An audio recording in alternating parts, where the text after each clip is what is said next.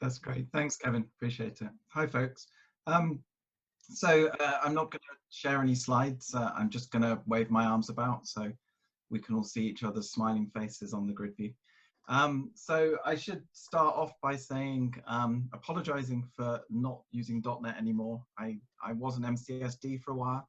I do use Linux these days, but I'm on VS Code because it's awesome, and obviously GitHub, so lots of good stuff. But I tend to use Linux and Docker and that sort of nonsense these days. So I thought I'd have a chat about some of the things that we've learned as SREs and some of the things that are helpful to keeping our team effective. So it's much more of a sort of arm-wavy thing rather than a technical thing. I'd like you all to chip in if you've got something to say. It'd be interesting to hear your thoughts and opinions. So if you hear me stop and you've got something, feel free to chip in. So the service reliability engineer stuff has been around for a few years now, and it's essentially just another branch of the DevOps stuff. And it's a way of making sure that we understand what it is we're trying to run and that we value the thing that we're trying to run. I partly wanted to chat, and I did this talk up in York University a while back. Gareth Lloyd runs the ACU thing up there. And we wanted to talk about it because a lot of people are feeling pressured by the DevOps juggernaut, and especially by SREs in their business who are coming along and dictating how things should be. And I wanted to talk about what we do as SREs, where I work. I work over at IBM. I don't obviously talk for IBM. This is me talking about my personal stuff here today. But the things that we do over there to help us stay effective and to keep people on board. So the first thing that I wanted to talk about was talking about staying agile. And it's quite interesting that we've all been working and focusing on being agile for such a long time that we just take that for granted. It's a thing that people do.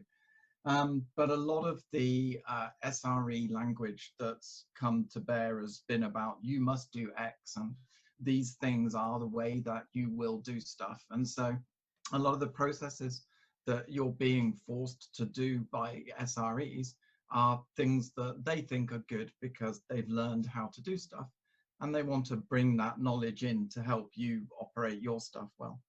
I guess, Kevin, I should have done a bit of a poll, which is, does everybody know roughly what an SRE and DevOps is? Yeah, if people can put in the chat, you can put thumbs up. Actually, I think there's a thumbs up thing on actually, yeah. Yeah, I guess I should talk about it a little bit.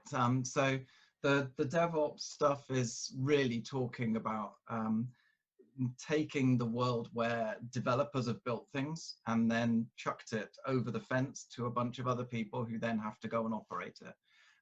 So DevOps is essentially saying, well, those two camps need to work together so that the thing that's being built can be operated, and that the operators have a lot of input into how those things are built. And ultimately, you don't have an operations team. So we don't have an operations team where I work. All the developers are the operators, and it's all the same thing. So that means that the developers are much better focused on what they're doing and how it impacts the way things run.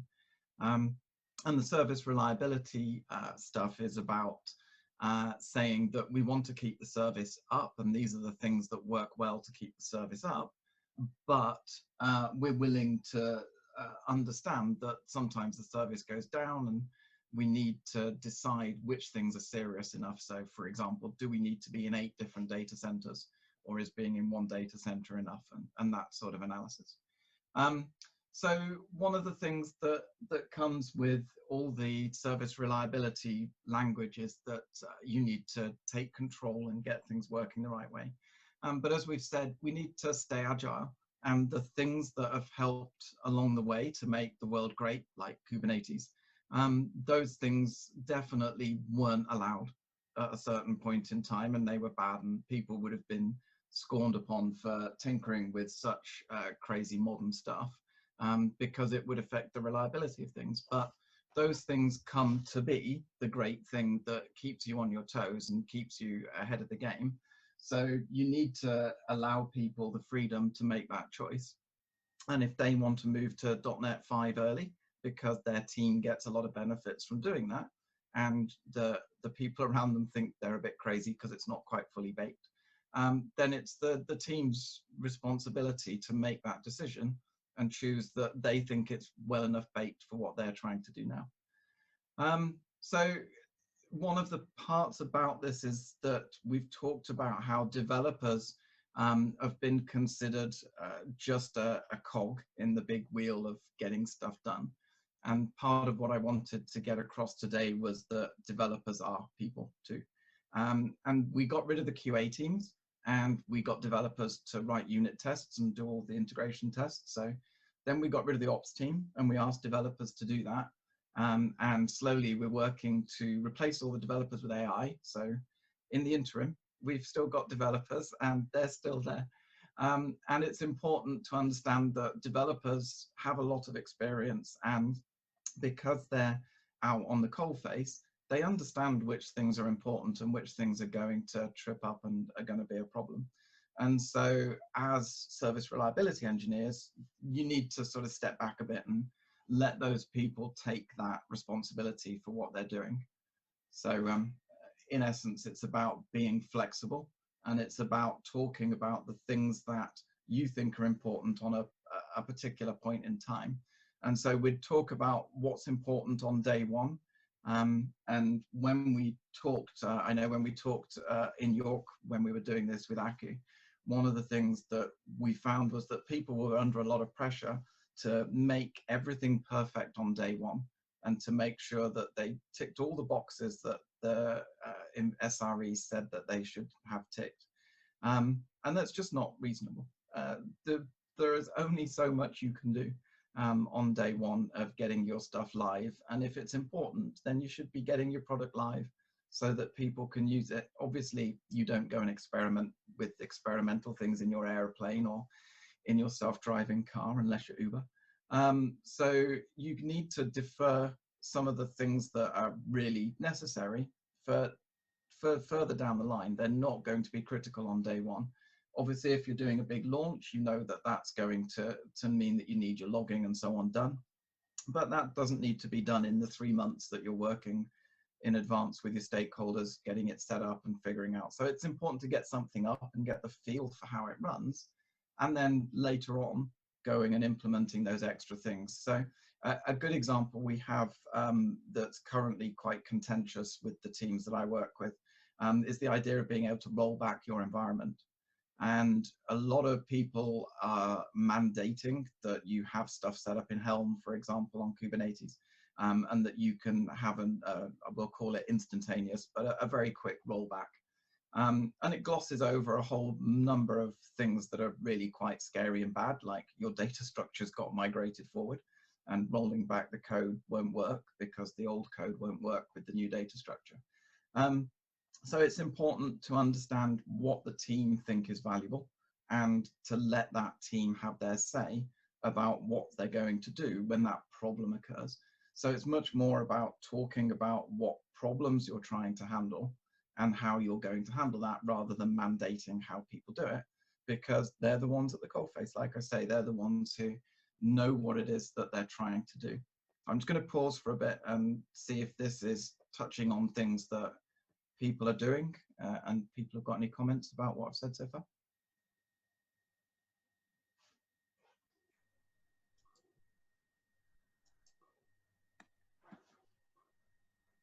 If people want to shout up, you can put it in the chat and I'll say it as well if you want.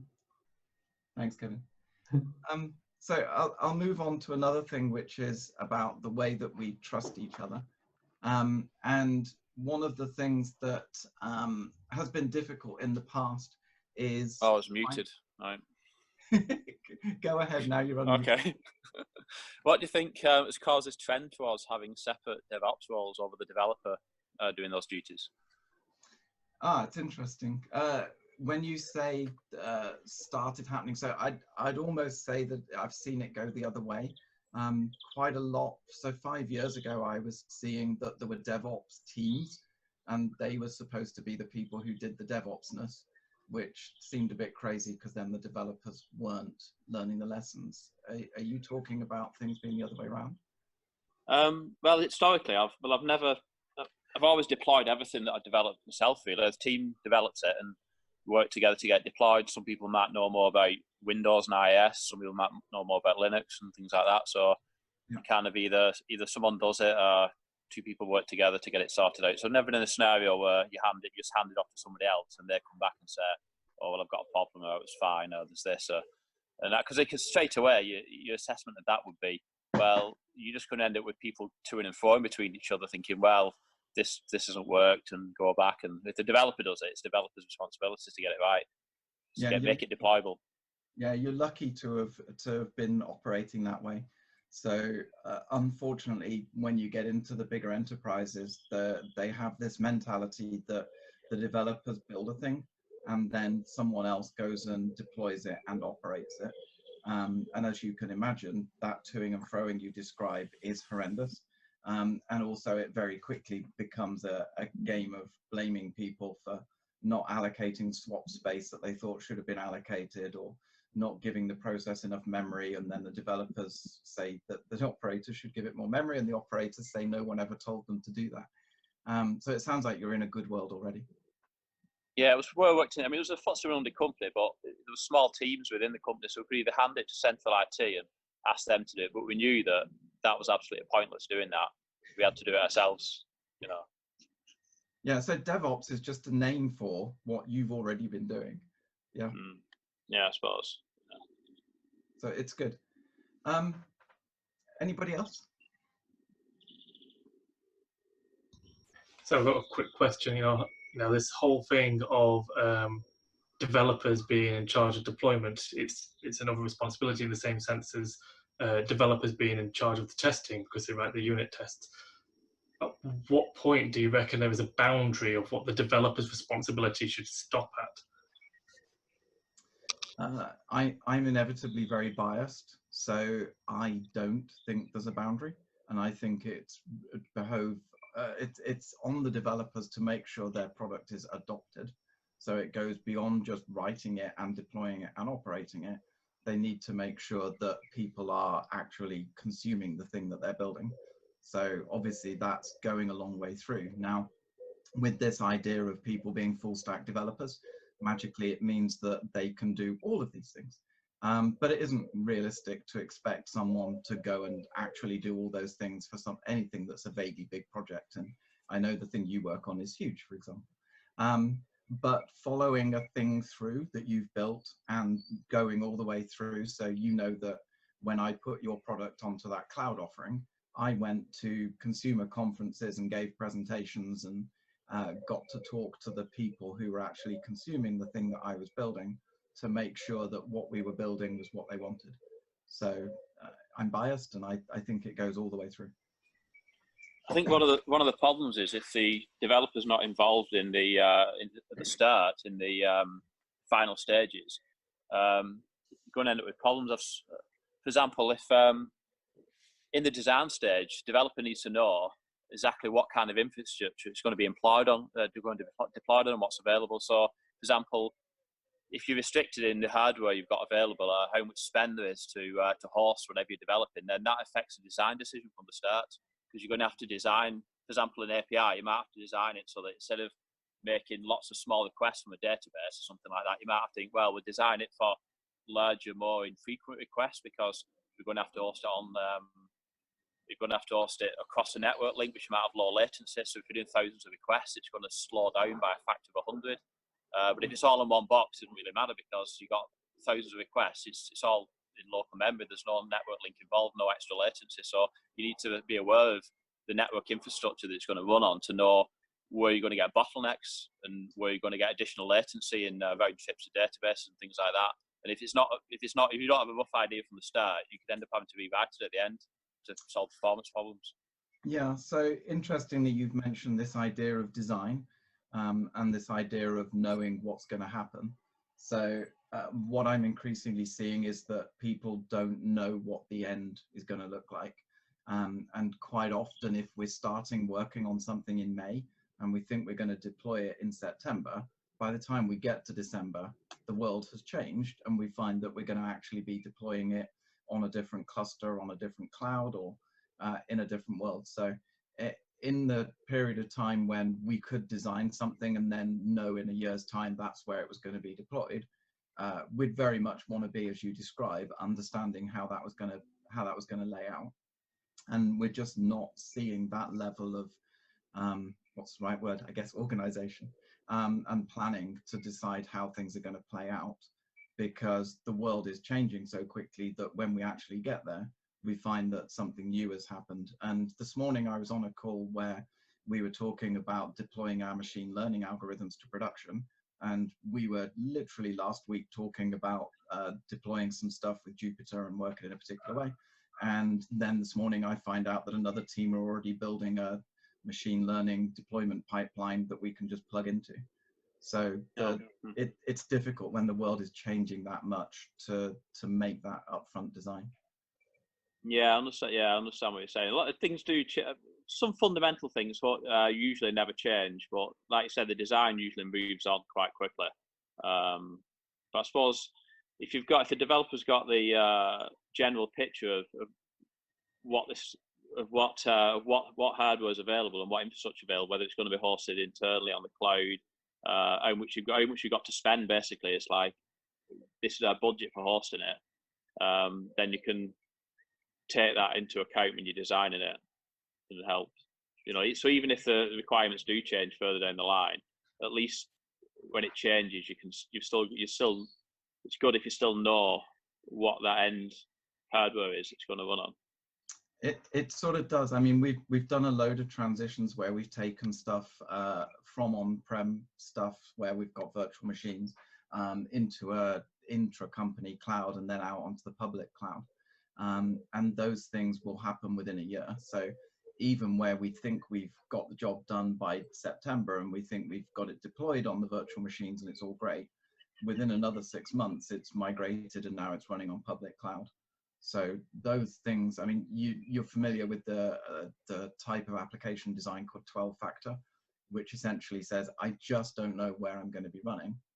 So things like making lots of API calls, as you say, those do become tricky. And ultimately, you may end up having to go and reinvest to go and change the way the system works when it's being deployed somewhere else. But the cost benefit of moving it somewhere else is way more than the cost of having to make those changes. Yeah, it's not been major in the past when found performance problems, but it just doesn't mean you have to go and revisit something that was never in the plan to work on, kind of thing.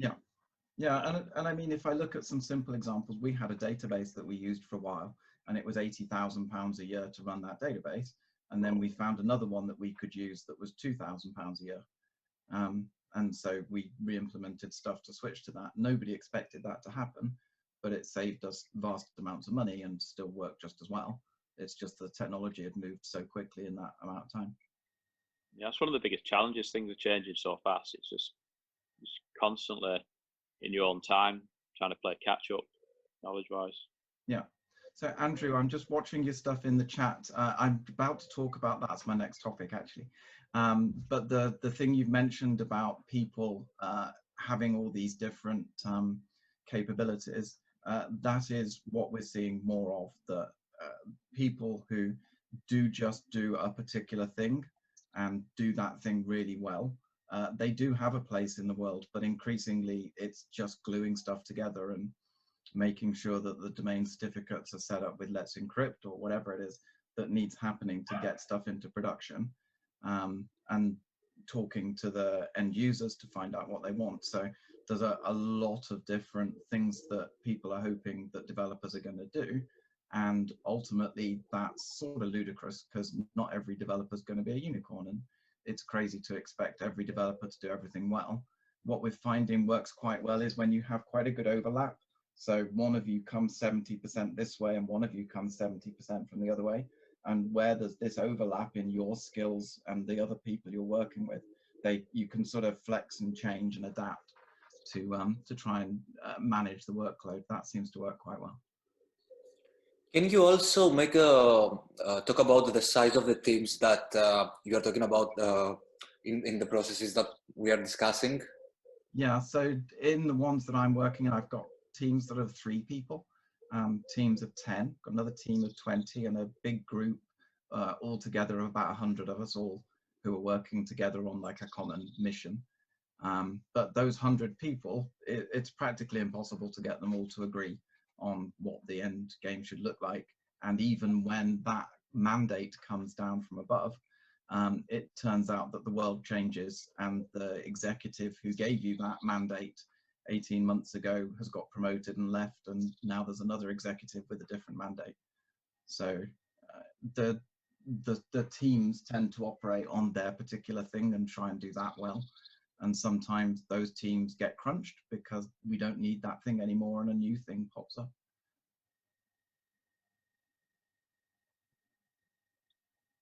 Does that help? I think so. Can you also talk to us about when it comes to developers, whether it is front end or it is a back end person, where do you see people, I won't say putting more effort in, but as a back-end developer, in contrast with front-end developers in my team, we see that we have a bigger need to interact with our cloud environment because, for example, I have to go create that queue. I have to do stuff that interacts with my code. So we don't exactly feel obliged to know this stuff, but it really helps to know this stuff instead of just creating, especially when you're in an enterprise, creating a change request document to add a new queue to that subscription and wait for a week. It's way, way better, I believe, to have that. And they also, if I can expand it to that, the model that we are following in our company is that every team has its own Azure subscription from the start till the end of the development of the product. And at the end, we will give out the ARM template or the Terraform or Ansible to the enterprise team. They will spin it up, and this so far has proved okay. We've had issues, of course, especially what you mentioned about the changing data structures, but it has worked pretty well for a team of around 10 people. Yeah, I think so. My experience, and I'm sort of biased because I was one of the early cloud adopters, and the clouds obviously have APIs, and now this is just the way things are done. But we literally are at the point where if something can't be managed through infrastructure as code, we won't use it. And that makes our lives very easy because we know we can use the APIs and things like Terraform and so on to go and make those things happen.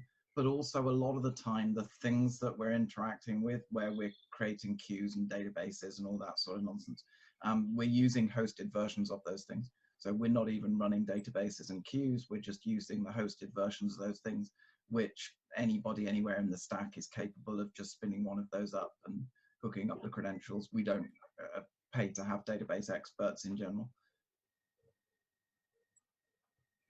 Thank you. You're welcome, that's fine. Okay, I'm going to move on to chatting about trust now. And this is sort of odd, but obviously we need to trust each other, and everybody does trust each other, and that's how we all think, and it's great. But clearly that's not what's actually happening, because we've seen instances where, for example, when you go to commit code, that you need to get a code review and a second level code review to get those things in. So it's important to understand that those bits of lack of trust came in from a history of people causing problems. And so if there hadn't been any problems in the past, and Andrew, as you said, people aren't perfect, they're going to make mistakes.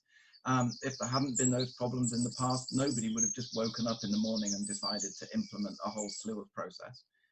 Those things are in there to protect stuff. So the first thing I'd say is don't trust yourself. Literally assume that you're going to shoot yourself in the foot. And so one of the things that we do, for example, as a practical thing, as part of our deployment pipeline, we make sure that if you try and access the web app, you get a 401. Now, that seems like such a stupid, obvious thing, but that's actually done us twice now, has stopped something going to production that would have turned authentication off, because a developer checked in a switch that did for their dev environment, and it would have flowed out into production. So you put those things in and make sure that if you've got something that's important for you, that you put those checks in. And people talk about unit tests and integration tests and system tests, and you have the health checks and so on in Kubernetes when you deploy stuff, and liveness checks. So those things these days are so ridiculously easy to build. You can run your unit tests, you know, as the code changes, VS Code will just rerun your tests for you. So we use Node, and there's a Jest plugin for VS Code that just says, run my tests for me whenever I make a change. So those things are trivial to do, and it's easy to put system tests in place because you can put those into your pipeline using Docker stuff. So we will fire up a Mongo, we'll fire up our app server and our web server and hook them all up in the build pipeline, check that the things that we care about are actually going to work. So you would assume that you would need a staging environment to go and make sure that the thing you're working on works.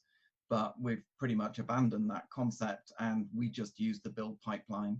We set up environments in the build pipeline and we run those tests. And that came partly from an anecdotal experience where we had a staging environment which was costing $3,000 a month. And I sort of threatened to shut it down, and everyone said, well, we definitely need that. And obviously when I looked, no one had accessed it for 6 weeks. So going and manually checking stuff in the staging environment is crazy. Put that stuff into your build pipeline and it saves you shooting yourself in the foot.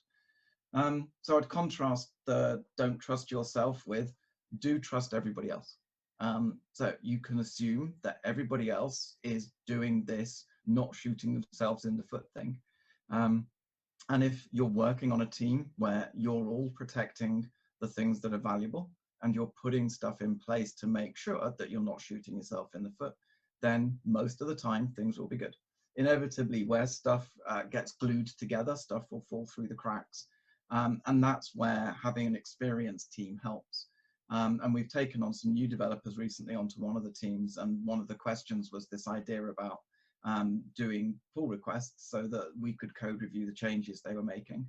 And we essentially got to the point after a considerable amount of arguing that they shouldn't be doing PRs. So if they're in their first few weeks, then we'll put our arm around them and work with them and do PRs and get checked in. But very quickly, they should understand how things are working and be able to put stuff in. Inevitably, the seasoned developers on that team are going to look horrified because very easily one of the new developers could check something in that completely torpedoes the whole project. But if there's something in there that can be broken that easily, then that's a weak point that anybody could break at any time. And when we were poorly back in the middle of March and I was sick, I did something terribly bad to the system. And I just didn't realize. My brain was completely scattered.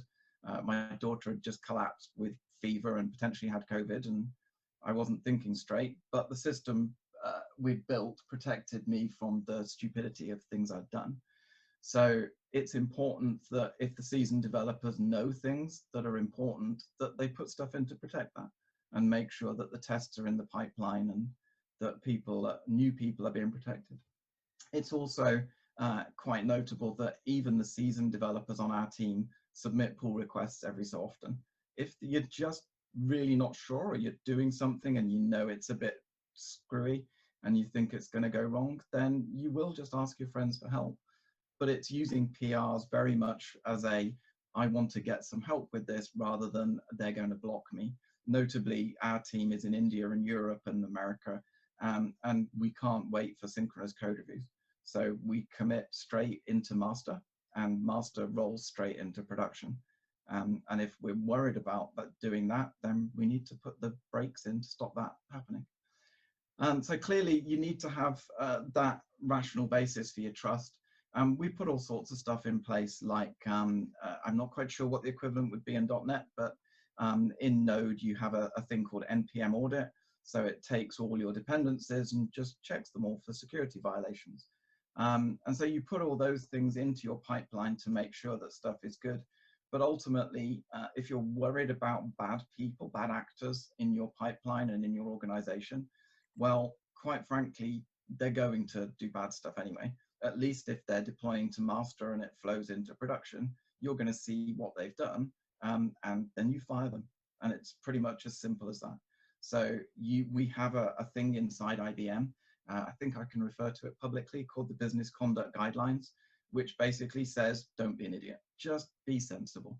Don't accept bribes, don't try and jeopardize the systems. Just, it doesn't say don't commit on a Tuesday at 4 o'clock, but it does say, think about the consequences of what you're doing and don't act maliciously. So we have the backstop that says if people are really acting maliciously, then we can do something about it. And if people are causing that destruction accidentally, then ultimately it's your job to protect the system from people doing that, in the same way as if a server catches fire, your system's going to be vulnerable to impact from that. Yeah, I'll stop there for a second and give people a chance to talk. Kevin, how am I doing on time? Yeah, fine. About another 20 minutes, I think. Okay. Any questions on the bit we just talked about? Would you like to give any example of those malicious users? I mean, I can only think of it as something that might happen, without unintentionally. I wouldn't expect someone from my team or from the teams to just go in there and do something that would cause pain to all of us. So those things do happen, and you can go. There's millions of examples on the internet of, someone leaving Citibank and still having access to the credentials to access the pipeline and doing bad things. So we haven't experienced that in a bad way where we are. We've had people that we've needed to cut off to make sure they didn't do stuff. And we have 2FA and logins for the things that they would be interacting with. So once they need to be cut off, they don't have access to stuff. But I don't have any specific examples from our history, I'm afraid. Okay. I guess that's even better. Well, not really, because as with everything else, what you want is a test case to show that your system is working and your approach to doing things. One of the jokes we always had was we wanted the cloud provider to shut a data center down so that we could find out what happened to our code when a data center went offline. And then luckily about 2 months ago, they did actually muck it up and take a data center offline. So that was good. That gave us some fun experience of what would happen. And one more question. You mentioned on your pipelines, before completing them, you are making a request to validate that you're getting a 401. Is it that you're just hitting the just deployed service, or do you follow a Postman collection probably that follows the steps from your API, the API steps that you can use to validate, if I'm making sense? Yeah, so we don't leave it until we've deployed the system, because that would be too late. So we build up an instance of the system in the build pipeline, and then we run those tests, those integration tests there. So we would run up a Mongo and a web server and an app server, and actually execute those requests against that pseudo system. Sounds good. Sounds interesting. Yeah, it's protected us quite a lot. Well, I like what you said about taking out the QA environment, and I'm working with 4 stages, and we're trying to bring this down to 2.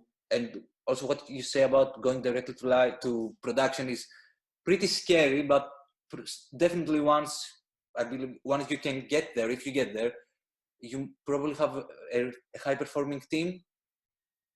It gets that way because if people aren't used to doing that and aren't comfortable, they follow the lead of the people who are doing that. And for a while, you put your arm around them when they come into the team and help them to understand which things are dangerous and which thing, where the protections are. So, people know not to go monkeying around with data structures just willy-nilly. We know that we need N+-1 data structure support because we've got rolling deploys where multiple versions of the code are running. So people learn those things quite quickly, and it just becomes a way of working then, as you say. Nice. So I'm going to talk about some more crazy things we do. So we do the risky stuff in the middle of the day. And that's clearly insane because, so we did, last month, we did a database migration for a live database from one database version over to another one. And we did that during the middle of the day whilst the customers were actually using the system. So clearly that's insane because if you muck that up, you're going to upset your customers. So the quick answer is don't muck it up. But the alternative is to wait until 2 o'clock on Saturday morning and then do that migration. And that's all well and good, except that inevitably most of you are going to be in bed, and you've sent Alex off to go and do that upgrade, and you've wished Alex luck, and you've all gone off to bed. And it's just unacceptable to put all that pressure on Alex. So when Alex tries to do that thing at 2 o'clock on Saturday morning, it's going to break. And Alex is already going to be worried about doing it. And when it actually breaks, it's going to be unbearable. So the next time you come along and ask Alex to do that upgrade at 2 o'clock on the Saturday morning the next week or the next month, Alex is clearly going to say no, because it's a horrible thing to do to people. So this comes back to treating developers like people. You shouldn't put all of your pressure onto a person and blame them when something goes wrong. You should be there making sure that you're all there to help and that you've got each other's backs. So we actually use things like these video conferences quite a lot in our team, where we are going to go and do something a bit scary, and we'll all get together ready, and 2 or 3 other people will be essentially surplus to requirements, but we'll have them just pretending to be a user or just checking the logs or just being there ready to act when something does happen. And that's a good way of getting people used to working together and used to seeing how the system behaves when it's good.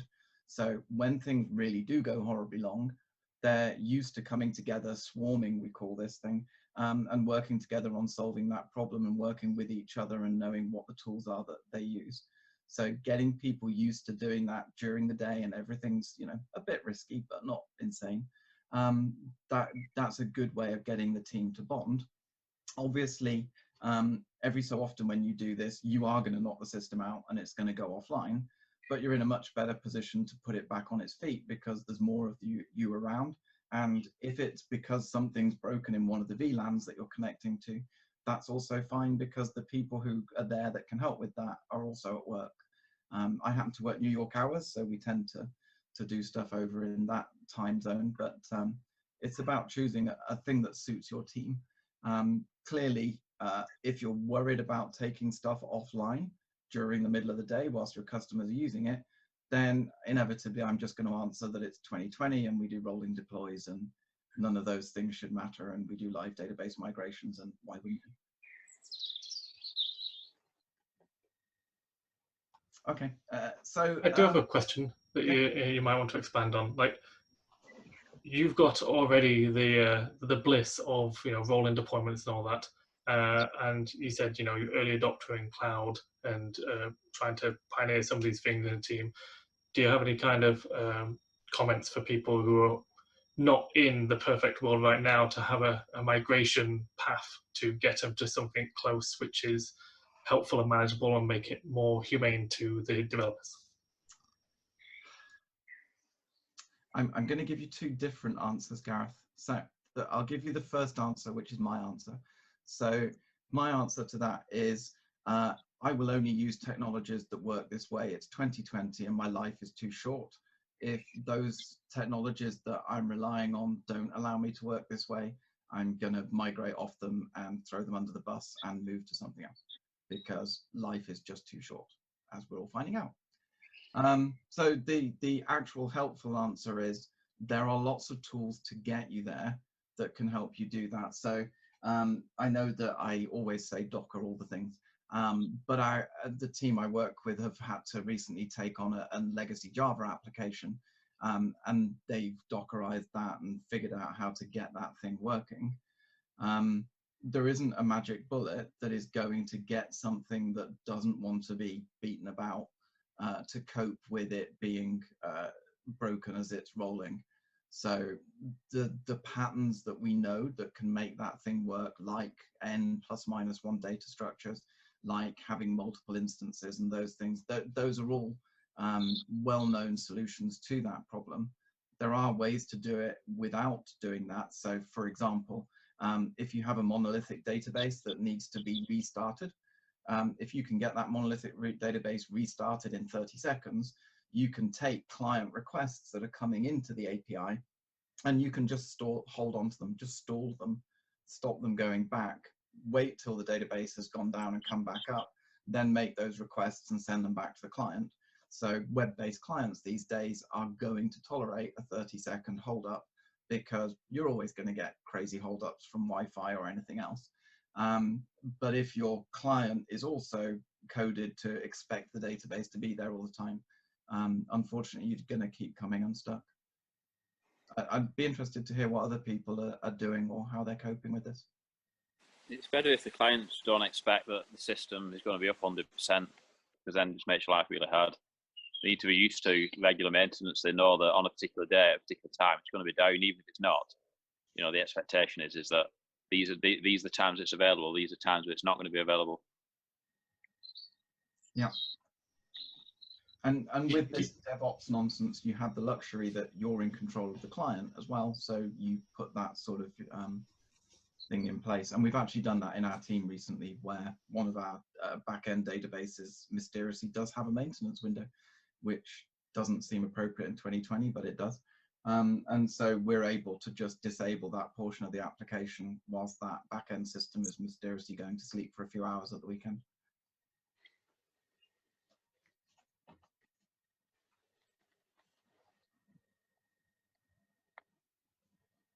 Okay, I'll carry on. Gareth, did I really answer your question, or did I just make you more anxious? You gave a response. Oh dear. So my last chunk really is about respecting people's lives outside work. So one of the big things that we've implemented recently that has helped is to look at what those outages mean to people. And so, like I said, one of the systems that we connect to mysteriously decided that it's a good idea to shut down for a couple of hours each weekend. Now, originally, when things were being built, it wasn't realized that that's what was happening, and the alarms were firing every weekend because this thing was going offline unexpectedly. The application wasn't designed to cope with it. And the developers were getting paged. So our developers are all on this thing called PagerDuty. So literally their phone will vibrate and shout at them and tell them there's something wrong. And they would dive in and go and try and sort stuff out and get the application back up on its feet.